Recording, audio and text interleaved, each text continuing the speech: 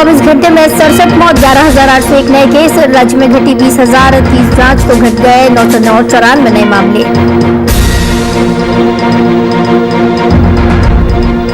बिहार में बढ़ते corona case के मद्देनजर पप्पू यादव ने की प्रेस कॉन्फ्रेंस। मौजूदा सरकार पर साधा निशाना, सरकारी अस्पतालों को आर्मी के हवाले करने की मांग। कोरोना महामारी को लेकर सीएम सोरेन सख्त। सीएम ने ऑक्सीजन युक्त कोविड वार्ड का किया निरीक्षण, साथ ही डोरंडा में कोविड वार्ड का किया शुभारंभ।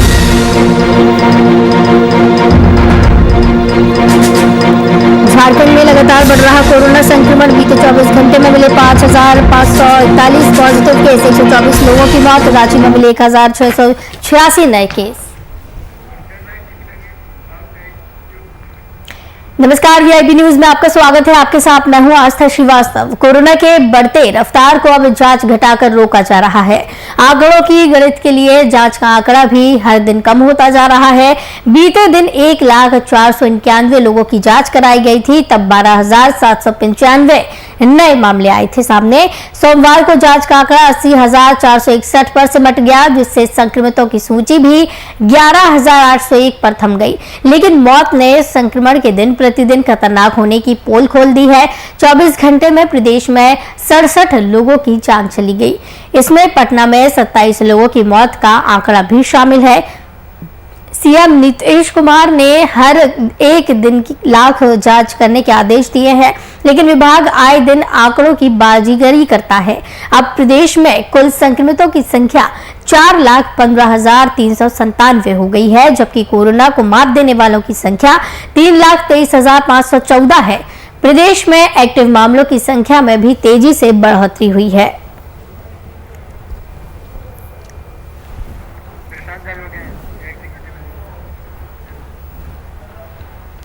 इस खबर की तमाम जानकारी के लिए हमारे साथ एग्जीक्यूटिव एडिटर प्रशांत झा जी जुड़े हुए हैं। प्रशांत जी, लगातार मौतों के आंकड़े बढ़ते जा रहे हैं। 24 घंटे में 67 मौत हुई है और 11,801 नए केस सामने आ रहे हैं। बात सामने आ रही है कि जांच कम कर दी गई है, इसलिए बीते दिनों की अपेक्षा मामले कम देखे गए।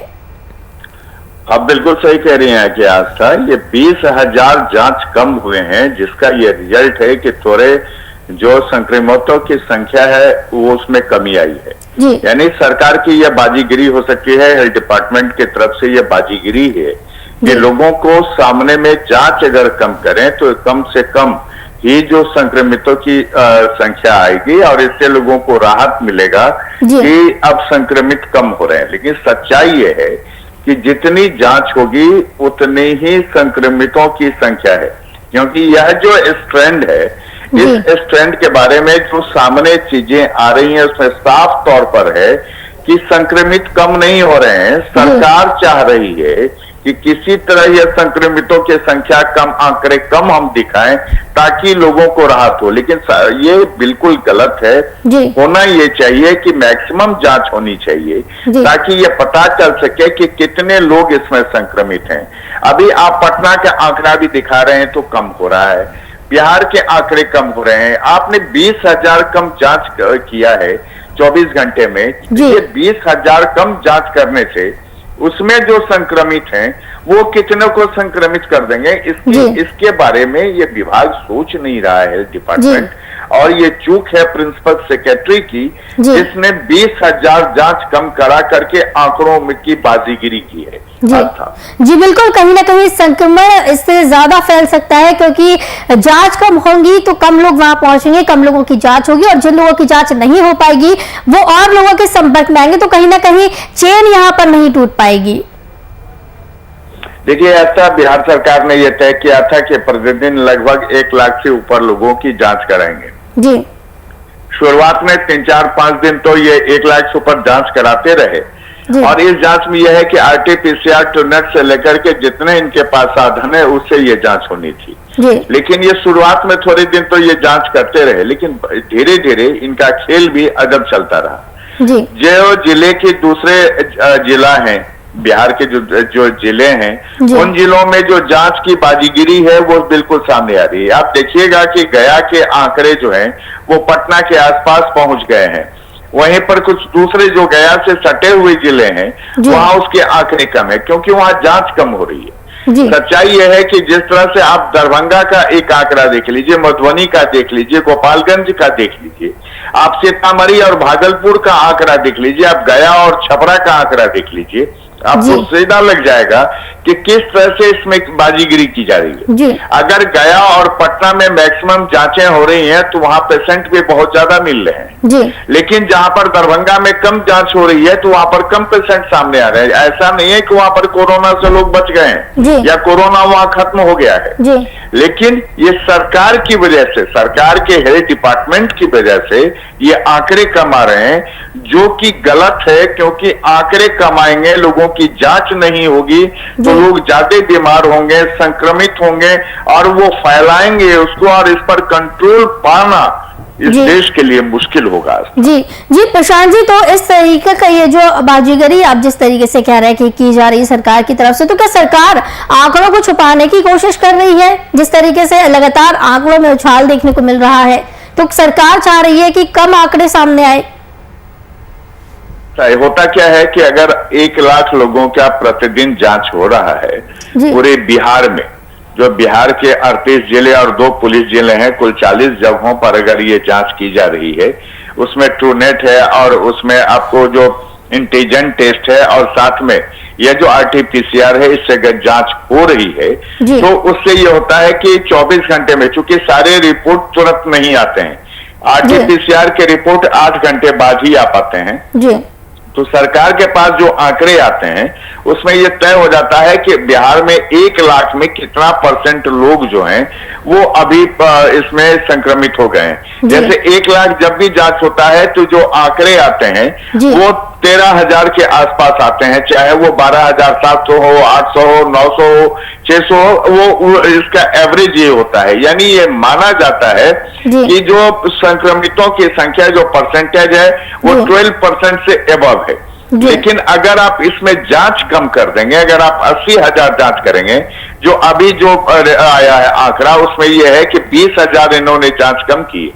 20,000 जांच कम करने का नतीजा ये हुआ कि आप 11 साढ़े 11,000 पर पहुंच गए, और ऐसे में लोगों को लगा कि हम संक्रमित कम हो रहे हैं। यह धोखाधड़ी का मामला है।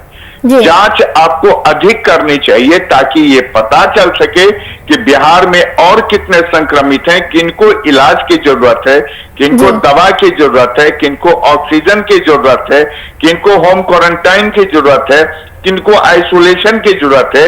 और ऐसे में सरकार अगर ये बाजीगिरी करती है तो निश्चित तौर पर ये बिहार की जनता के हेल्थ जान के साथ खिलवाड़ किया जा रहा है, और ऐसे अधिकारियों के खिलाफ कार्रवाई होनी चाहिए जो जांच की संख्या कम कराकर संक्रमितों की संख्या कम दिखा रहे हैं। जी बिल्कुल प्रशांत जी, तो कहीं ना कहीं यहाँ पर सरकार के जो दावे किए जाते हैं, सरकार की जो बात की जाती है 1 लाख प्रतिदिन जांच कराने के, वो कहीं ना कहीं यहाँ पर फेल होती हुई दिखती है। बहुत बहुत धन्यवाद एग्जीक्यूटिव एडिटर प्रशांत झा हमारे साथ जुड़े थे इस खबर की तमाम जानकारी के लिए।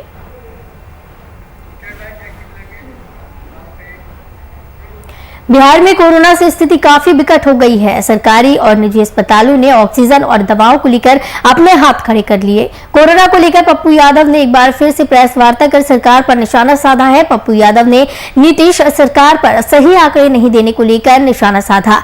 साथ ही सरकारी अस्पतालों को आर्मी के हवाले करने की मांग की है। बता दें कि जाप प्रमुख पप्पू यादव लगातार कई अस्पतालों का दौरा कर रहे हैं और मरीजों से मिल उनका हालचाल जानने के साथ ही डॉक्टरों को भी कई दिशा निर्देश दे रहे हैं।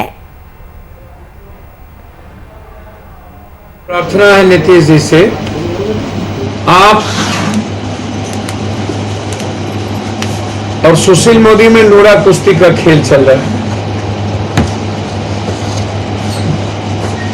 डेक्सामेथासोन दवाई चलेगी,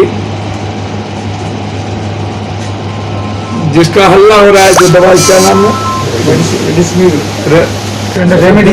रेमडेसिविर दवाई, वो कंप्लीट खत्म हो गई ना, डेक्सामेथासोन ये चलेगी, और रैपिड एंटीजन किट से जांच होगा। लेकिन ऑर्डर उनका निकल गया है एम्स का, उसके बावजूद भी भारत के डॉक्टर उस दवाई को लिखते हैं रेमडेसिविर। करबद्ध हाथ। मुजफ्फरपुर में कोरोना मरीजों के इलाज को बेहतर करने के लिए डीएम ने जायजा लिया। इसी को लेकर डीएम प्रणव कुमार ने एसकेएमसीएच में इलाज की वर्तमान व्यवस्था का जायजा लिया। साथ ही एसकेएमएच के प्रिंसिपल अधीक्षक और कई चिकित्सकों के साथ बैठक की है। इसके साथ ही अस्पताल के अधीक्षक ने बताया कि कोरोना मरीजों के इलाज के लिए 110 बेड की क्षमता है, जिसमें उन्हें 200 बेड जल्द ही उपलब्ध कराए जाएंगे। देखिए, आज एसकेएमसीएच में जिलाधिकारी की अध्यक्षता में बैठक थी, जिसमें कि एसकेएमसीएच के प्रिंसिपल, उसके अधीक्षक तथा अन्य वरीय चिकित्सक लोग वहाँ उपस्थित थे।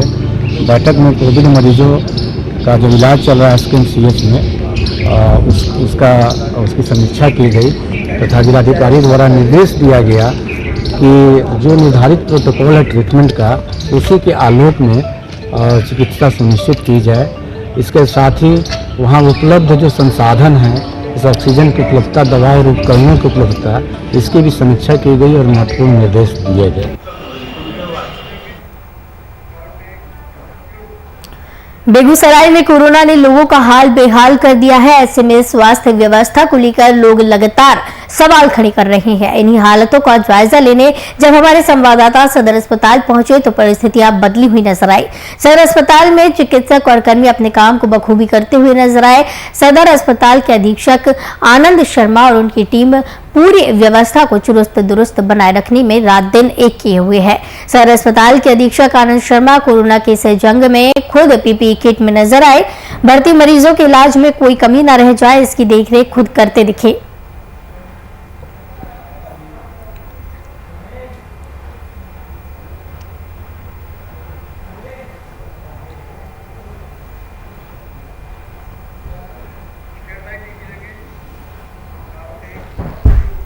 कोरोना संक्रमण दिन प्रतिदिन बेकाबू होता जा रहा है। वहीं मुजफ्फरपुर जिले के सदर अस्पताल में कोरोना जांच करवाने के लिए लोगों की भीड़ उमड़ रही है, जहां पर ना ही कोरोना गाइडलाइन की पालना की जा रही है और ना ही सोशल डिस्टेंसिंग यहां देखने को मिल रहा है।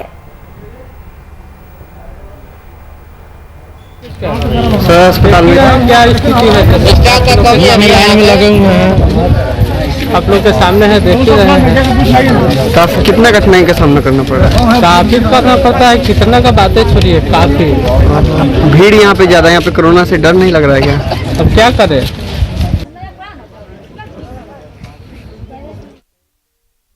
इस कोरोना काल में जहां सभी को साथ खड़े होकर कोरोना को मात देने का प्रयास करना है, तो वहीं कुछ लोग आपदा को अवसरमय बनाने में जुटे हुए हैं। मामला कटिहार का है, जहां स्वास्थ्य कर्मी कोरोना से मौत के बाद शव का अंतिम संस्कार कराने मोटी रकम मांगते दिख रहे हैं। अब पैसे नहीं देने पर शव को बीच रास्ते में छोड़ देते हैं। मजबूरन परिजन खुद ही शव का अंतिम संस्कार कर रहे हैं। तस्वीरें आप साफ तौर से देख सकते हैं कि किस प्रकार रिटायर्ड एयरफोर्स कर्मी के शव को उनके परिजन घसीटते हुए दिख रहे हैं। वहीं प्रशासन स्वास्थ्य विभाग के द्वारा किए जा रहे मानवीय कार्य पर कुछ भी कहने से बचते नजर आ रहे हैं। बॉडी डेथ किया है यहाँ पर इमरजेंसी में। क्या कोरोना से पॉजिटिव, और उसे जब उसे यहाँ से ले जाने का बात हुआ तो हाँ, जिस समय डेथ किया पेशेंट को ले जाने के क्रम में जो है कि कोई भी आदमी नहीं आया उसके बाद मैंने उसके परिजन को तैयार किया, किसी तरह बोल करके उसके परिजन को तैयार किया। परिजन को तैयार करने के बाद डीएस, मेरी जो हमारे डीएस हैं, वो हमें बोलते हैं कि तुम अगर नहीं जाओगे तो तुझे मैं गोली मरवा दूंगा या तुम्हें यहाँ पर रहने नहीं दूंगा। इस तरह का स्टेटमेंट दिए हैं वो आपको? हाँ, हमको।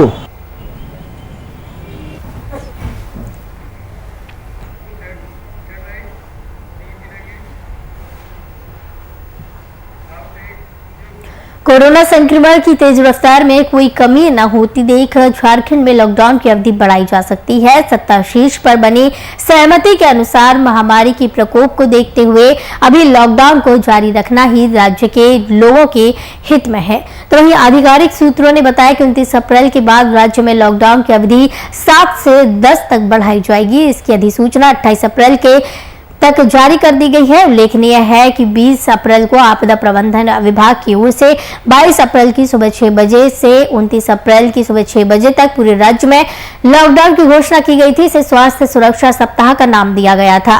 इसके तहत आवश्यक सेवाओं को छोड़ सख्ती बरती गई थी। राज्य सरकार के इस निर्णय के पीछे उद्देश्य ये था कि राज्य में एक सप्ताह का लॉकडाउन लगाने से कोरोना की चेन टूटेगी, संक्रमितों की संख्या में अप्रत्याशित वृद्धि पर रोक लगाई जा रही है। लेकिन असंक्रमितों और ठीक होने वाले आंकड़े मिल रहे हैं, वे चिंता बढ़ाने वाले हैं।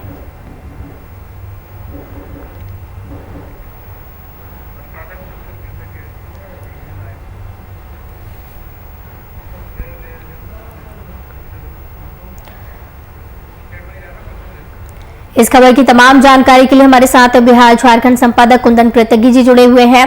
कुंदन जी, जिस तरीके से अभी स्वास्थ्य सुरक्षा सप्ताह चलाया जा रहा है, एक तरीके से कहा जाए आंशिक लॉकडाउन लगाया गया है, तो क्या इसमें और भी ज्यादा जिस तरीके की खबरें आ रही हैं सामने की और भी ज्यादा बढ़ोतरी हो सकती है, कई दिन और सुरक्षा सप्ताह को बढ़ाया जा सकता है? देखिए, अगर आंकड़ों की बात कर लें तो मैं सबसे पहले आपको दो उदाहरण देना चाहूंगा। 16 अप्रैल को झारखंड में लगभग 1500 मरीज संक्रमित पाए गए थे। उसके बाद 22 अप्रैल के अलावा 24 अप्रैल तक के अगर आंकड़ों की बात कर ले तो ये आंकड़े काफी तेजी से बढ़ते हुए नजर आए और स्थिति यह हो गई कि संक्रमित मरीजों का आंकड़ा लगभग 5,500 के आसपास पहुंच गया। वहीं दूसरी तरफ दिल्ली की अगर बात कर ले तो 16 अप्रैल को दिल्ली में लगभग 16 से 17,000 संक्रमित मरीज पाए जा रहे थे। अरविंद केजरीवाल ने भी दिल्ली को पूर्ण लॉकडाउन घोषित कर दिया। यहाँ सीएम हेमंत सोरेन ने झारखंड में स्वास्थ्य सुरक्षा सप्ताह की शुरुआत 22 अप्रैल से कर दी। अब स्थिति यह है कि कल के आंकड़े दिल्ली में पहली बार ऐसा हुआ है कि कल जो आंकड़े और रविवार को जो आंकड़े आए हैं उन आंकड़ों में थोड़ी स्थिरता देखी गई है। वही स्थिति झारखंड की भी है। झारखंड पिछले 3 दिनों से आंकड़ों के मामले में काफी स्थिर दिखाई दे रहा है। जिस तरीके से पहले आंकड़ों में जो वृद्धि हो रही थी वह ज्योमेट्रिकल प्रोग्रेशन के लिहाज से वृद्धि हो रही थी। यह आंकड़े 2, 4, 8, 16, 32 के हिसाब से बढ़ते जा रहे थे और यह संक्रमितों के आंकड़े काफी भयानक तस्वीर पेश कर रहे थे। लेकिन 22 अप्रैल की सुबह से जब से स्वास्थ्य सुरक्षा सप्ताह की शुरुआत हुई है, आंकड़ों में जो वृद्धि है वह अर्थमेटिकल प्रोग्रेशन के हिसाब से वृद्धि हो रही है। अब संक्रमित मरीजों की संख्या में वृद्धि तो हो रही है लेकिन वह 2, 4, 6, 8 के हिसाब से मरीज बढ़ते जा रहे हैं। तो कहीं ना कहीं स्वास्थ्य सुरक्षा सप्ताह को दिल्ली की बात कर ले, झारखंड की बात कर ले, स्वास्थ्य सुरक्षा सप्ताह ने मिनी लॉकडाउन ने अपना असर दिखाना शुरू कर दिया है और राज्य के नीति निर्देशकों की माने, राज्य की सरकार की माने, सीएम सोरेन की माने तो जो फायदे धरातल पर दिखाई देने शुरू हुए हैं, इन फायदों को लंबे समय तक और कोरोना संक्रमण की चेन को तोड़ने के लिए राज्य में कम से कम 1 सप्ताह का लॉकडाउन और बढ़ाए जाने का अंदेशा है।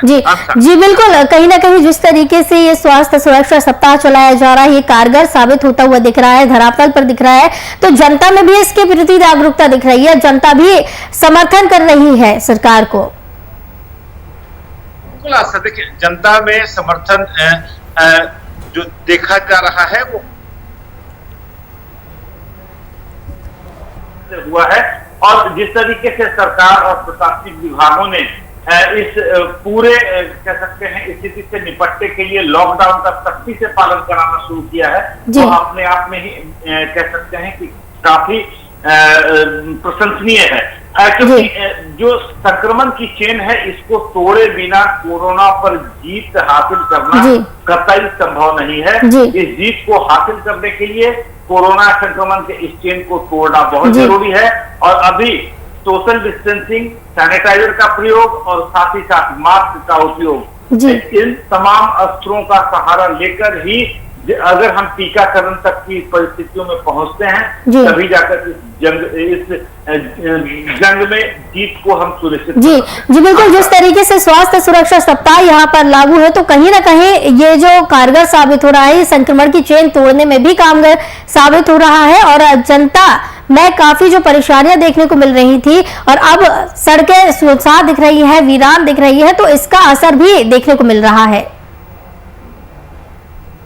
देखिए, जनता को भी यह बात धीरे धीरे अब समझ आ चुकी है कि यह लॉकडाउन या स्वास्थ्य सुरक्षा सप्ताह जो मनाया जा रहा है या जिसका अनुपालन कराने की कोशिश की जा रही है, यह कहीं न कहीं उन्हीं की भलाई के लिए है।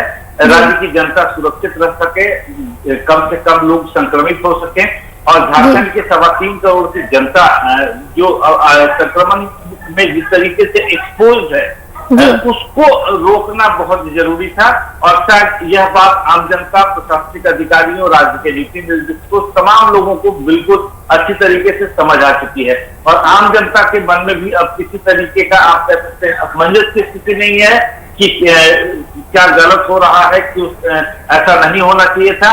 अब जरूरी है इस बात का कि जब तक राज्य सरकार के द्वारा, प्रशासन के द्वारा स्वास्थ्य सुरक्षा सप्ताह को मनाया जाएगा, अगर इस अवधि को बढ़ाया भी जाता है तो अवधि का भी सही तरीके से अनुपालन सुनिश्चित करें, खुद से करें, बाकी लोगों से करवाएं और बाकी प्रशासनिक अधिकारियों से जिम्मे छोड़ें। जी कुंदन जी, बिहार से कुछ खबर सामने आई थी ऐसे ही कि बिहार में जो है जांच का आंकड़ा कम कर दिया गया है, जिसकी वजह से जो संक्रमण व्यक्ति है उनका आंकड़ा भी कम होता हुआ नजर आ रहा है और मौतों के आंकड़े भी कम दिख रहे हैं क्योंकि जांच का आंकड़ा कम कर दिया गया।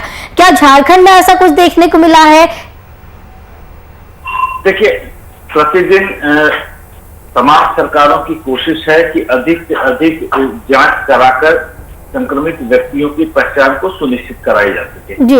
अब इसमें जांच केंद्रों तक मरीज को आने में खास करके जो कोरोना संदिग्ध हैं वह वहां तक पहुंच पाते हैं, यह भी सुनिश्चित करना बहुत जरूरी है क्योंकि आज की तारीख में स्थिति ऐसा यह है कि अगर आपके अंदर, किसी व्यक्ति के अंदर कोरोना संदिग्ध होने के लक्षण दिखाई दे रहे हैं तो बहुत सारे लोगों ने खुद से ही उसका इलाज शुरू कर लिया है, वो जांच केंद्रों तक नहीं पहुंच पाना है। और जांच केंद्रों में जो RT-PCR या HRCT या रैपिड एंटीजन टेस्ट है, इन तमाम टेस्ट के उपलब्धता होने के बावजूद लोगों का वहां तक पहुंचना कम हो गया है। तो इन परिस्थितियों में सरकार के द्वारा ऐसी कतई कोई मंशा नहीं है या सरकार के द्वारा ऐसी कोई व्यवस्था नहीं है जिसके तहत जांच को कम किया जा सके। किट की अवेलेबिलिटी, लोगों का वहां तक पहुंचना, रिपोर्ट का समय से आना, ये तमाम परिस्थितियां किसी भी जांच के लिए जरूरी हैं और जिम्मेदार हैं। अब देखना यह है कि झारखंड में अभी तक ऐसी कोई शिकायत तो नहीं आई है देखने में और सरकार के द्वारा, स्वास्थ्य महकमे के द्वारा यह भी कोशिश की जा रही है कि जो जांच रिपोर्ट है वह जांच रिपोर्ट जल्दी से जल्दी मरीज तक या संदिग्ध तक पहुंचा दी जाए ताकि अगर वह कोरोना संक्रमित है तो उनका इलाज सुचारू रूप से जारी किया जाए। जी बिल्कुल, सरकार कोशिश कर रही है, स्वास्थ्य विभाग कोशिश कर रहा है ताकि संक्रमण को काबू किया जाए और जल्द से जल्द रिपोर्ट मरीज तक पहुंच पाए ताकि वो प्रिकॉशन ले सके और इलाज ले सके समय पर। बहुत बहुत धन्यवाद बिहार झारखंड संपादक कुंदन कृतज्ञ जी हमारे साथ जुड़े हुए थे इस खबर की तमाम जानकारी के लिए। तो लगातार संक्रमण की रफ्तार देखने को मिल रही है लेकिन प्रदेश में स्वास्थ्य सुरक्षा सप्ताह लागू है तो कहीं ना कहीं ये स्वास्थ्य सुरक्षा सप्ताह कारगर साबित हो रहा है।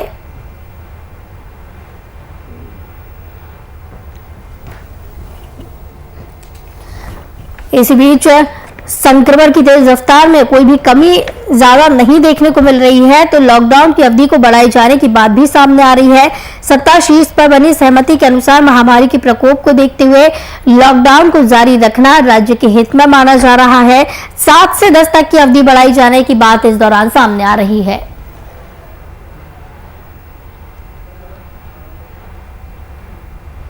तो झारखंड में स्वास्थ्य सुरक्षा सप्ताह चल रहा है, इसके चलते कारगर साबित हो रहा है ये सुरक्षा सप्ताह संक्रमण को रोकने में। तो कहीं ना कहीं जिस तरीके से आंकड़े भी कम इस दौरान दिखाई दे रही है, रिकवरी रेट बढ़ती हुई झारखंड में दिखाई दे रही है।